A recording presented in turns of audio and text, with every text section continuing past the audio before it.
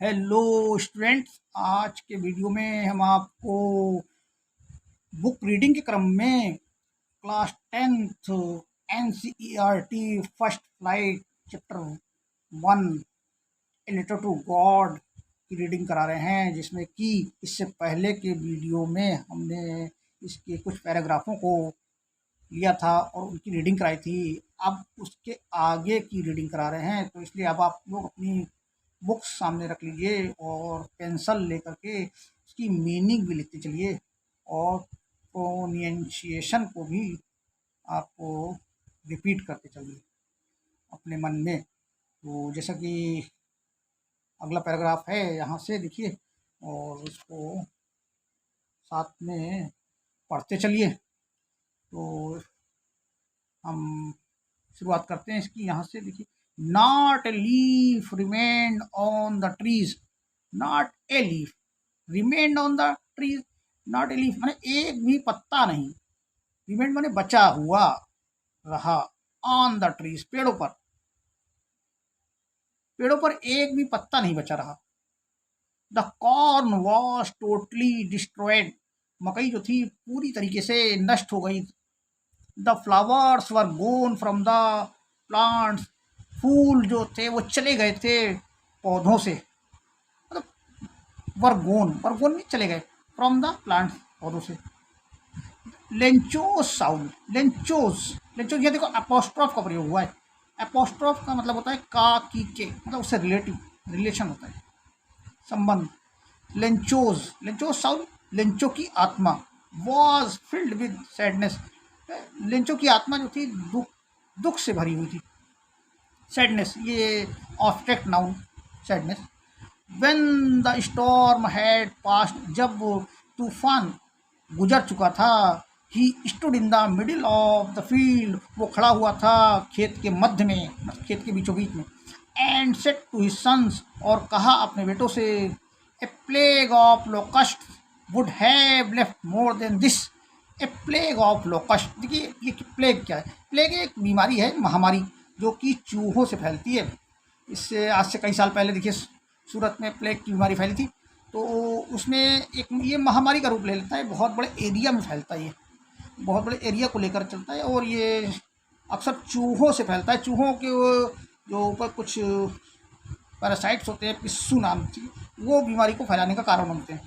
तो ये जो प्लेग होता है ये बहुत बड़े एरिया में फैलता है और बहुत बड़ी एरिया की जनता को नुकसान पहुंचाता है। तो इसी तरीके से ये इसकी तुलना की गई है लोकस्ट मीन्स यहाँ पे टिड्डी दल होता है कि टिड्डी जो ग्रास होपर जिसको बोलते हैं वो होता है। तो ग्रास होपर ये है, पहाड़ों में रहती बड़ी टिड्डियाँ होती हैं, ये एक बहुत बड़ी संख्या में पाई जाती है। इनका दल होता है, एक ग्रुप होता है, ये पहाड़ों की गुफाओं में पाई जाती है। और ये जब टिड्डी एक उड़ती है जहाँ से, तो उसके साथ साथ सारी टिड्डियाँ उसके पीछे पीछे उड़ चलती हैं। जैसे कि भेड़ के झुंड में एक भेड़ जिधर जाती है उसी तरफ सारी भेड़ें निकलती हैं, उसी तरीके से ये टिड्डी का दल होता है। तो ये जिधर भी जाता है उस एरिए में जब ये बैठता है, टिड्डी दल विश्राम करता है, रुकता है जहाँ भी, तो वहाँ बहुत बड़े कई किलोमीटर के एरिया में फैल जाता है और वहाँ की जितनी भी वनस्पतियाँ होती हैं, पेड़ पौधे होते हैं, उन पर बैठकर उनको ये खा लेती हैं टिड्डी, एक एक चर डालती हैं एक तरह से। तो वहाँ की सारी फसल, पेड़ पौधे सब जो है उनके पत्तियाँ वो खा जाती है, तो इससे वो फसलें नष्ट हो जाती हैं, पेड़ पौधे सूख भी जाते हैं। जब पेड़ों की पत्तियाँ वगैरह वो सब खा लेते हैं तो उससे बहुत बड़ा नुकसान होता है वनस्पतियों का भी। तो इस तरह से वो बता रहा है, उसकी तुलना कर रहा है ये लेंचो कि a plague of locust would have left more than this. एक प्लेग जो होता है, लोकस्ट का प्लेग या एक टिड्डी दल जो है, बहुत कुछ छोड़ जाता है इसकी तुलना में। ये जो ओले बरसे हैं, इनकी तुलना में जो हमारी इन ओलों की वजह से जो हमारी फसल नष्ट हुई है, इससे तो कहीं हमारा टिड्डी दल जो होता है वो कुछ ना कुछ हमारे लिए छोड़ जाता है। इसका मतलब ओलों ने तो कुछ भी नहीं छोड़ा है, ये मतलब। The hail has left nothing, ओलों ने कुछ भी नहीं छोड़ा। This year we will have no corn, इस वर्ष हम कोई भी मक्का नहीं रखेंगे, मतलब कोई भी मक्का, मतलब कोई भी मक्के का दाना नहीं रखेंगे, मक्का खाने के लिए नहीं रखेंगे, इस तरह से उसने कहा। चलिए आगे देखते हैं।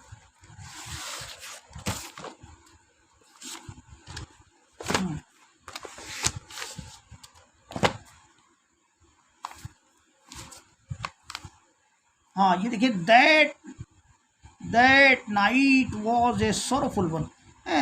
उस रात, वो रात जो थी एक दुख भरी हुई रात थी। All our work for nothing, हमारा सारा कार्य बेकार गया। फॉर नथिंग, कुछ कुछ भी किसी काम का नहीं रहा, मतलब नथिंग रहा।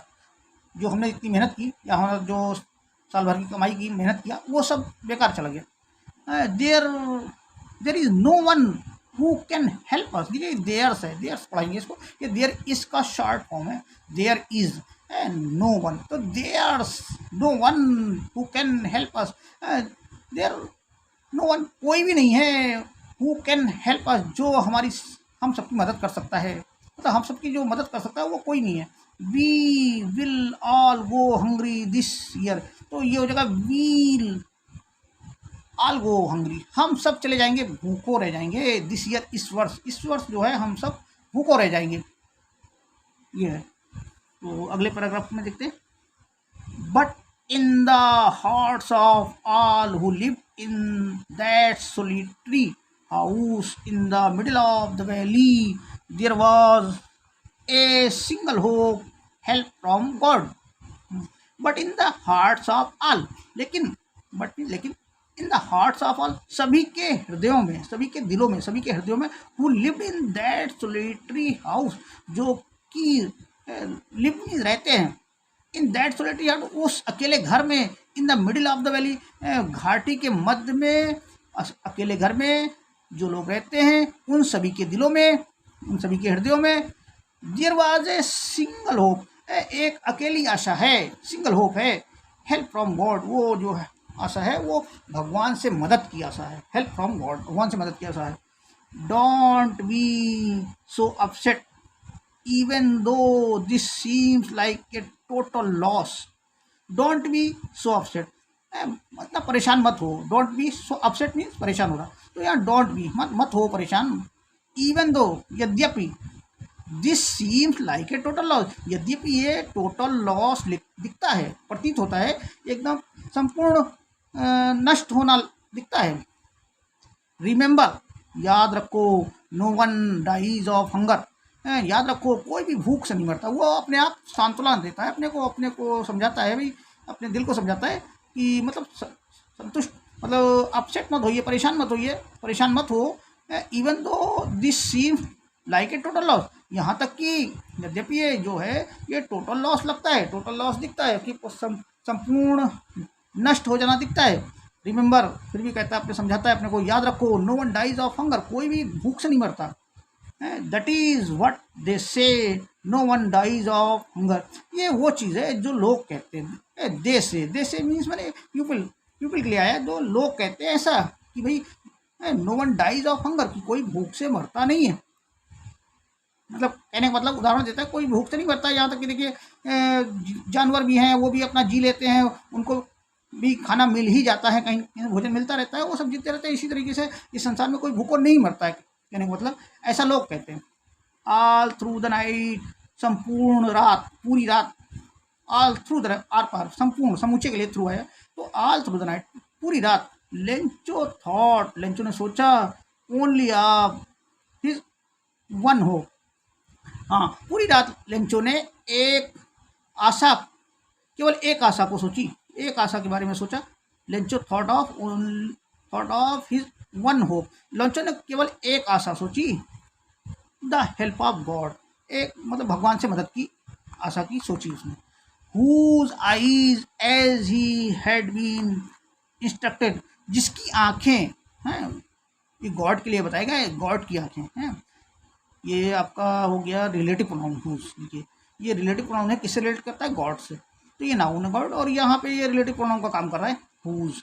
तो the help of God whose eyes, भगवान से मदद की जिसकी आँखें, किसी भगवान की आँखें, as he had been instructed, जैसा कि उसको, एज मीन्स यहाँ पे की तरह, जैसा कि, ही हैड बीन इंस्ट्रक्टेड, जैसा कि उसको इंस्ट्रक्ट किया गया था, सूचित किया गया था, उसको समझाया गया था, बताया गया था। सी एवरीथिंग, जैसा कि उसको बताया गया था कि भगवान की आंखें जो हैं हर किसी को देखती हैं, हर कोई चीज़ को देखती हैं।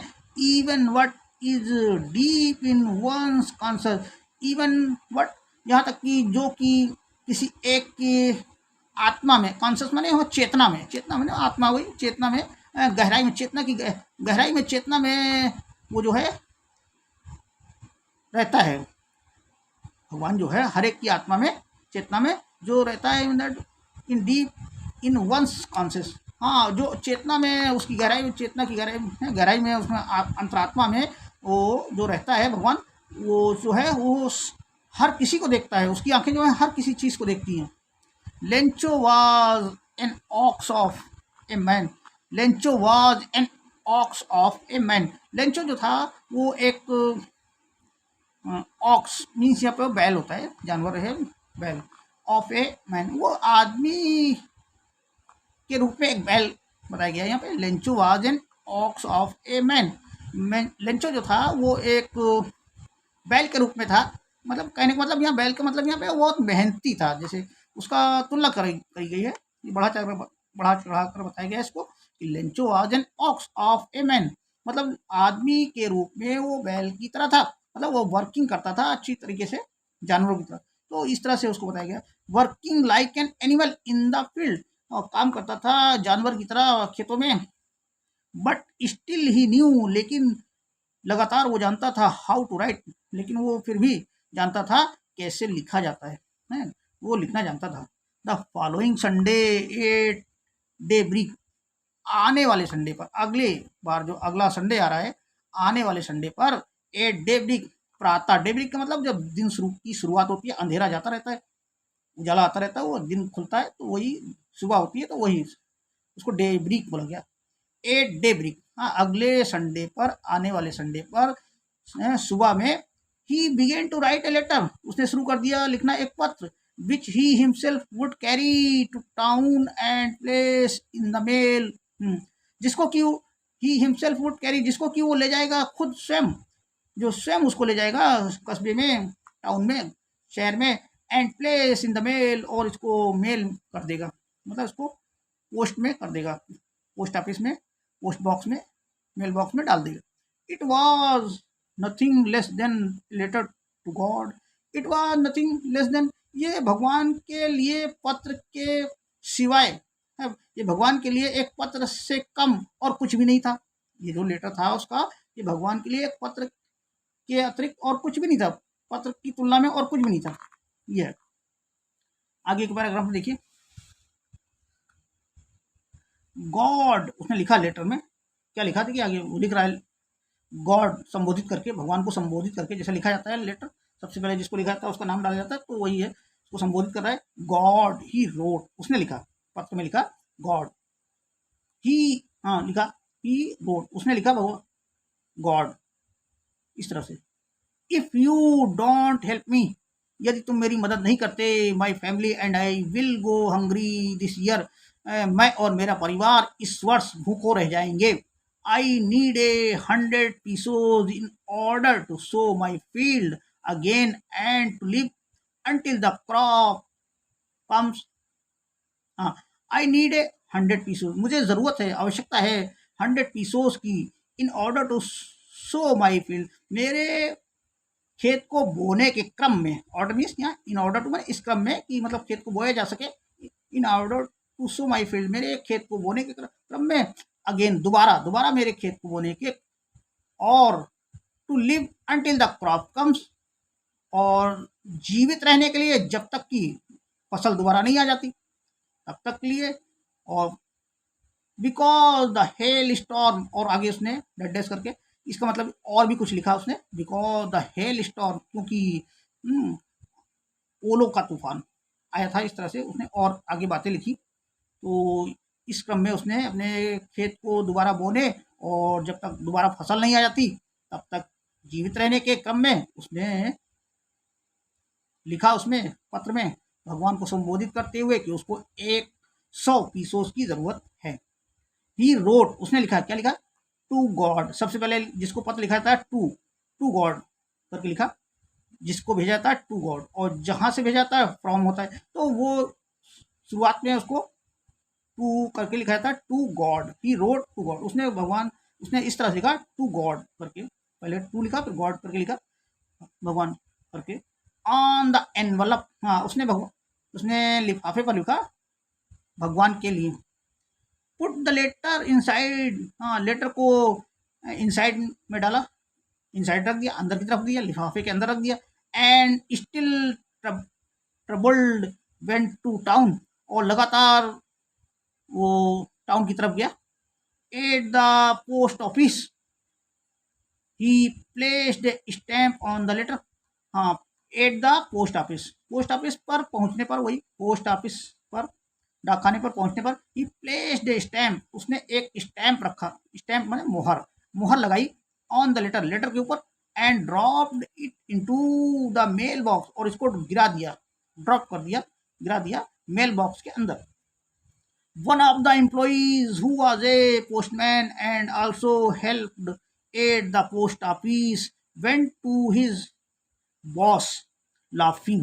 One of the employees, देखिए कर्मचारियों में से एक कर्मचारी, who was a postman, जो कि एक पोस्टमैन था, डाकिया था, and also help at the post office, और जो कि मदद करता था, पोस्ट ऑफिस में मदद करता था, हेल्प करता था। वेंट टू हिज बॉस, अपने बॉस के पास गया, अपने अधिकारी के पास गया, साहब के पास गया। लाफिंग, हंसते हुए, हार्टिली, दिल से हंसते हुए गया।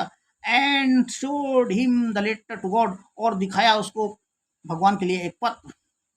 Never in his career as a postman, अपने पोस्टमैन की कैरियर में, पोस्टमैन की जो उसने नौकरी कर रखी थी पोस्टमैन की, उस पूरे जीवन काल में, पोस्टमैन के करियर में, had he known that address, हाँ never in his career as a postman had he known that address, हाँ उसने कभी भी अभी तक की जो पोस्टमैन की कैरियर में, अपने पोस्टमैन की नौकरी में, उसने अभी तक जो है इस तरह का एड्रेस नहीं जाना था।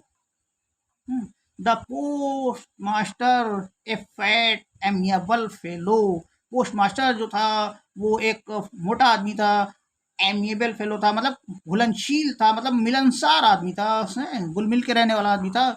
आल्सो ब्रोक आउट लाफिंग, वो भी फूट पड़ा हंसी में, उसको भी हंसी आ गई। But almost immediately he turn serious, लेकिन लगभग तुरंत वो जो है घूम गया, टर्न हो गया, फिर से वो सीरियस हो गया, और जल्दी ही वो जो है वो लगभग सीरियस हो गया।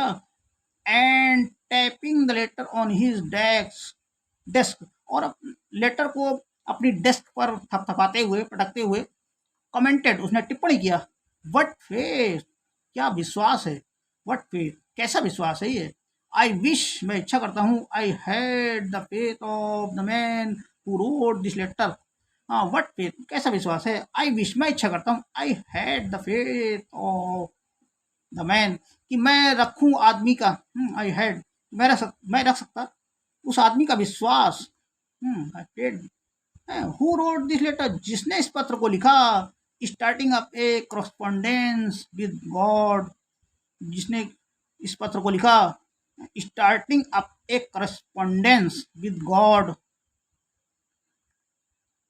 हाँ स्टार्टिंग मानी शुरुआत करते हुए, एक पत्राचार विद गॉड, हाँ जिसने ये पत्र लिखा और भगवान को, भगवान के साथ में एक पत्राचार को उसने स्टार्टिंग किया। स्टार्टिंग मतलब starting up A correspondence with God, मतलब पत्राचार, भगवान के लिए पत्राचार की स्टार्टिंग करते हुए। ये इस तरह से। तो आज की वीडियो में बस यहीं तक रखते हैं, और अगले किसी वीडियो में दूसरे इसके पैराग्राफ को लेकर प्रोनाउंशिएट करते हैं और इसकी ट्रांसलेशन तथा मीनिंग बताते चलते हैं। तब तक के लिए चैनल को सब्सक्राइब तथा लाइक करके धन्यवाद।